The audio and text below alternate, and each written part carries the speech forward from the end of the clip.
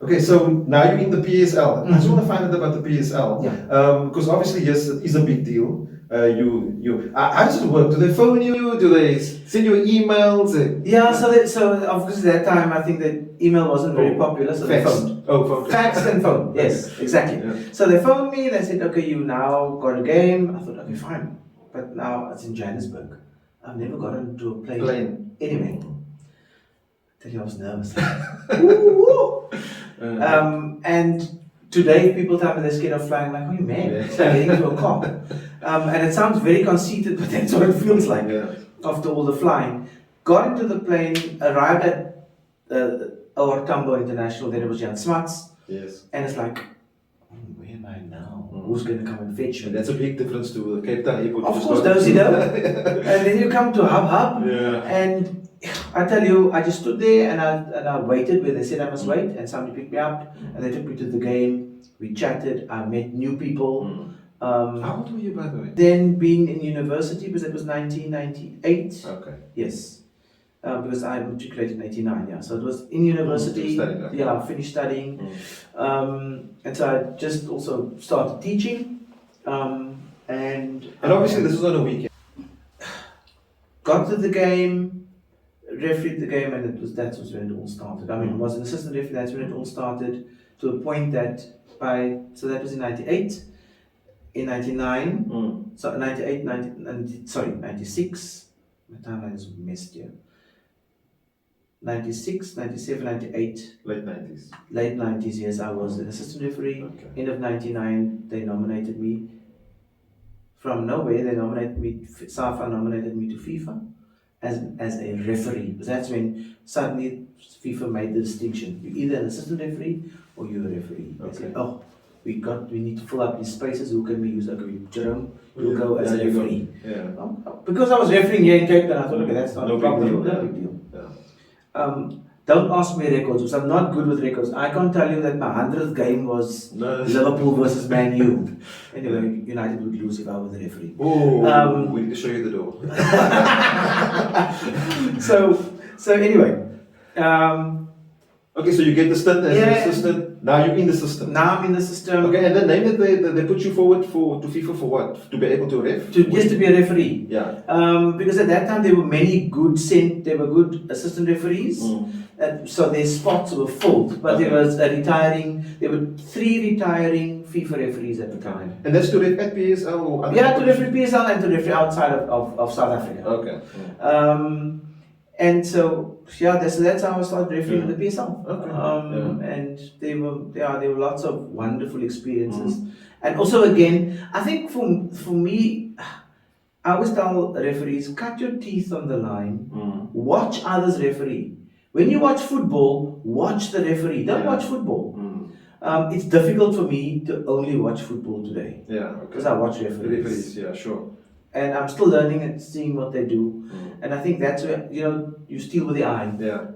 I remember when I started refereeing, I liked Trevor Christian's style. But his legs always, I don't know if you remember, his legs always used to shine. So he used to shine up his legs. Oh, okay. I thought, okay, that. And he had this run, this back trot that he did. So that's ask any footballer playing around that time, they will tell you the legendary Trevor Christian and his movement. Okay. And so I had lots of supportive friends, referees who were supporting. And the good thing about referees back then, it's very similar now, but also very different. That we always wanted the best for one another. So we competed hard with one another to get to this. Because you always wanted, the pinnacle for any referee, Chiefs Pirates. Yeah. Oh, okay. Yeah. In the PSL. Okay. Or it's the end of season a knockout final. Yeah. So when I go to a competition, even to this very day in my old bones, I say I'm not coming here to fill in the numbers. I'm here to compete for the final. Yeah. Okay. And so you have to referee better than me to get to the final. Yeah. So, look, I think we've been to a lot of tournaments, and one you can see that it's a sort of not what's a community on its own, but it's also a brotherhood. Yes. You support each other, and you want the best for each other, but you also want each other's spots. You all going for that spot to be in the final. I remember being in a final with a team, and Anwar Alexander was the referee, and I think you did a good job. And afterwards, I messaged him to say, you did a good job. Yeah. And I think there was a photo that came somewhere in the media, and I sent him the photo, and that's when I said, you did a good job. And his reply was simple to me, yes, to reach the final, that is all our, that's our goal. Yeah. That was his goal at that tournament, Yeah. to reach the final, and he got there and he did a fantastic job. And that's also when I realized, well, oh, okay, you guys also want to get the final. Absolutely. You know, because from an outsider, it's like, one thing's, okay, that guy is going to do the final, gets appointed, but you're actually working towards that. Yeah. Just at the PSL, you've been awarded Referee of the Year at the PSL? Yeah. A couple of times? Yeah, two. Okay. In that journey, they also, yes, obviously, like you say, you've had people that support you and so on. There must have been some downs as well, some challenges, injuries. Do referees get injured? Oh yes, referees get injured because we train like players. So we trained 3-4 times a week. I remember when we were refereeing in the PSL, we used to train together. So we used to get together at, let's say, Ronderosh Common at 6. We trained by 8 o'clock we are done. Okay. Having done our circuits, strength training, core stability, injury prevention exercises, all those things that players do, we do. Okay. Nowadays, when I train referees, we even train with drones to watch referees move, to see if they're in the right position. I remember. When they actually on a game. While in training, referees train with players. Okay. So we have our drills that so if we don't have players, we use other referees and we simulate real game situations. Wow. Okay. Yeah. So I mean, when I trained with referees in CAF, one stage, and I remember it was a competition in Rwanda. I sat on top of the stadium roof because our instant feedback camera wasn't working. Okay. Then you had to get the eagle's eye. Yes, I got the eagle's eye view to look down and so I plotted beam moved and everything, and then we gave feedback. Or otherwise, we do live feedback via the TV monitor that we've recorded. We've got the software, and then we give feedback to the referee. Okay, so at the time. But we'll get there, I think. Yeah, we're gonna get there. We're just talking. We try to sort of do the timeline, get the journey, and so on. So the question was there injuries at that time? No, not at that time. Lucky enough not to. My injury was sustained only after World Cup. Okay. And I think that the reason in my head was because my brain had switched off. There was nothing else to chase. So my brain had gone into relax mode, and that's when the injury came. Okay. But I'll tell you about that. Seeing it be on the World Cup, tell us about that journey. Sure. Because firstly, do you get selected? Does your name get put forward? How does that work? So you have to referee in CAF, right? So there was CAF competitions first? Yes, of course. There were CAF competitions. And do you remember where you went to first, outside of South Africa? Yes, my first game outside of South Africa was to Swaziland. Now, I need to first tell you how I got to CAF, because that's an important bit. Okay. And the reason why I say that's important, because it's about being in the right place at the right time. I got into refereeing because of the referee that didn't pitch. I got into the regional competitions because I refereed the curtain raiser to Trevor Christian. Okay. And he then told the refereeing authorities about me, and then they gave me a chance. In the PSL, the week before the second leg match it was in 2003. By then I had gone out of the country. I'll tell you how I got into the world stage. Once a year. That was very poor, because considering that my colleagues went out of the country 3 times. My first match was in Swaziland. Yeah.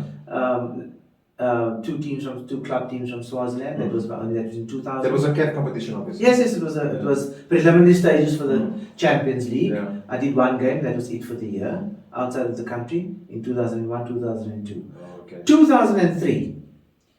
I don't know if you can remember Operation Dribble, where referees were implicated for taking money, allegedly. And the top 5 referees in South Africa were implicated. Yes, I remember that, yes.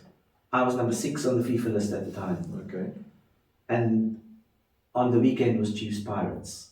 The appointment convener called me, said, Jerome, I remember Muhammad Mubarak from KZN. He called me, said, your colleagues have all been taken out. You are the only one that we have left to referee this game. Do you think you can do it? What do you mean, do you think you can do it? Of course I think I can do it. And I was very excited. By that time I was working for Safa Cape Town.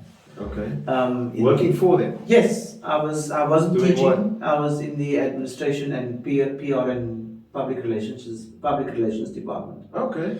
So I What's worked. the fact that didn't? Yeah, I worked at SAFA for. I worked with Russell Paul was my boss at the time. Oh, at that time. Okay. Yes. Mm. Right. Okay. And Harry Fisher and them. So I worked there as admin, and then Vernon Seymour was my boss, and Okay. and I know the period. Yeah. yeah. Okay. Anyway, so you go off. I go off to the game, and as I arrive at the FNB Stadium, I'm like, okay, it's quiet, but lots of people around, but it's a bit quiet.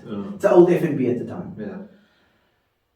And so we go in. So the old FNB, you have to go down under through the tunnel, and then you come up onto the field.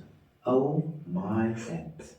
The noise, the sound, the picture is burnt into my memory. Yeah. Okay. Forever. Awesome. It was noise like you wouldn't believe it. Now we're going to do, so we do the field inspection. Of course, the crowd looks at you and you can feel that they're not sure because this is not a regular face. This is not unexpected one for the books.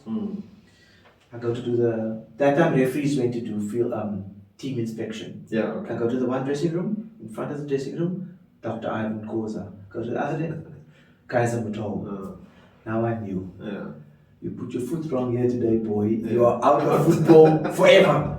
There's no, do not pass begin, do not collect anything, just go. Yeah. It's all or nothing now. All or nothing. I can't remember. I remember blowing the first whistle. I remember blowing the final whistle. That's it. That's amazing because like it's like you're relaying a player's story to me. Yeah. And that's what I'm getting out of, and maybe it's just me. I don't know. But like I say, the inside of the referee or the story of the referee, we don't know about. And I think with something like this, people will have more appreciation. Referees are that's the 23rd play on the field of play. Definitely, yeah. Because we behave like players. We train like players. We have the same aspirations like players. Players want to play in the big teams. They want to play in the national teams. They want to play in the World Cup. Yeah. Exactly like the referee. And after that game, the feedback must have been good. Otherwise, the feedback was good because somebody called somebody at SAFA and said, "Listen, your referee. Who's that referee? Who's that lighting? Yeah, who's that lighting? Yeah. Because he's wearing a white badge. This is not a regular face. Okay. We want to see him." So they called me to a CAF competition in 2003 in Swaziland. It was the CAF Under-17. Okay. At this tournament, there was one game, Cameroon versus Nigeria. In the Cameroon team, the captain was Alexandre Song, and in the Nigerian team was Michael Obi Michel. He was the captain. Yeah. And they designated the South African, me, and my team to go do this game. People didn't understand why, because South Africa is not a refereeing brand. Yeah, okay. This guy doesn't even look like he can referee. Anyway, I took the game. I had no option. They gave me the game. I got lots of advice from various sides. People that said, I did the game. In that game, there wasn't a red card. There wasn't a yellow card. I think it was my first game ever where there was no red card or yellow card. No controversial decisions, nothing. The final result was 0-0. Both teams enjoyed the game. It was a spectacle. They loved it. And the referee wasn't noticed. Correct. Yeah. And that was my gate in 2003 to go to Finland for the World Under-17 in 2003. Okay, so you did that. So I did my first international tournament for FIFA before I did my first international tournament for CAF. Okay. Because in 2004 I went to my first Africa Cup of Nations.